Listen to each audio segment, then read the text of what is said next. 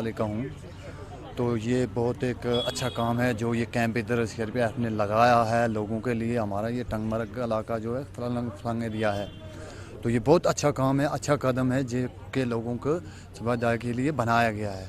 तो मेरी ये गुजारिश है इनसे कि हमारे जो पिछड़े हुए गांव हैं, बाहर काम जाते हैं गुजर लोग, तो उनमें भी ऐसे कैंप होने चाहिए। तो इनसे बहुत लोगों का फ़ायदा भी हो सकता है, होता भी है। तो इसके लिए बहुत धन्यवाद। ये आज तनमर्ग में हमने एक मास्क मेडिकल कैंप किया है। ये हम लोग का ऐसा एरिया ऑफ रिस्पॉन्सिबिलिटी है कि जिसके अंदर 25 विलेजेस आते हैं।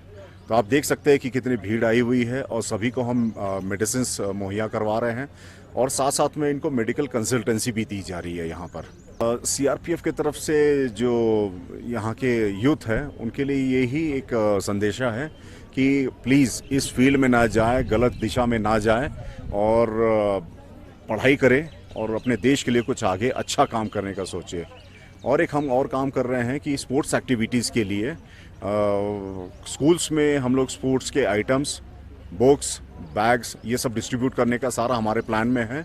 इनफैक्ट हम यहाँ से एक भारत दर्शन के लिए टीम भी भेज रहे हैं जो जाएगी और बाहर देख के आएगी कि दुनिया और कैसी है।